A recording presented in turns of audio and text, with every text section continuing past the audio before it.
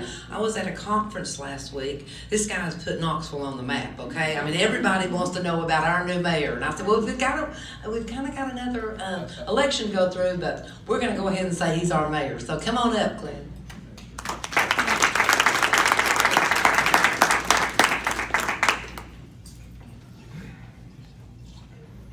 Thanks for that very kind introduction, Sherry. Unfortunately, I couldn't make it to the fashion show. Nick, you were not a model, correct? I was. Oh gosh, I'm so glad I didn't make it to the fashion show. No offense, buddy.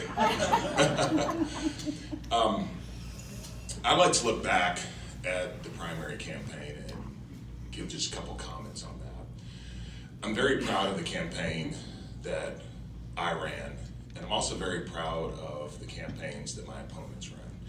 Because so often in politics, there's mudslinging and there's just all sorts of nasty things that are said and happen.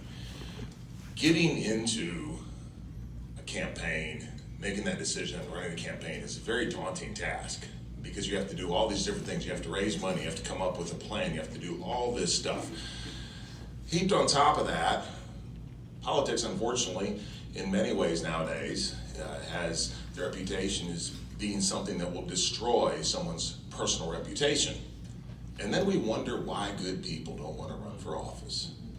So I'm proud not only of the campaign that I ran, but also of my opponents, Bob Thomas and Brad Anders, because there is very little of that. And frankly, that's how a campaign should be run by everybody. So I'd just like to say that. Looking forward over the summer, I do have Democratic opposition. So we'll keep on doing the things that we've done as far as getting out, knocking on doors. We're gonna have a series of meet and greets and a couple fundraisers coming up just to get out and meet people. But we'll keep on the hard work. And then looking forward, I'd like to talk for a second about why it's so important that we have Republicans in office. People like Congressman Jimmy Duncan have been massively influential on me. Because when I look at America, I realize what separates us from the rest of the world is the fact that there's this thing called the American dream where people have the ability to create the life that they want to live. And that is only possible if we have individual liberty and free markets, which is the thing that Congressman Duncan talks about all the time. Unfortunately, there are people in this country now who don't believe that. And that's the upper echelons of the Democratic Party. When you see someone like Bernie Sanders gaining traction among our own people, a self-avowed Democratic socialist, that scares the bejeebies out of me. I don't want to see 2016 be the high point for the Republican Party with the election of Donald Trump. Because if you dig down into the data and the numbers, a lot of young people, they were for Bernie, and then when they weren't for Hillary because they were so much for Bernie. That's really scary. And when you look at Tennessee, we talk about having a Republican supermajority, which thankfully we do. But if you look at our cities, they're all like donuts, right?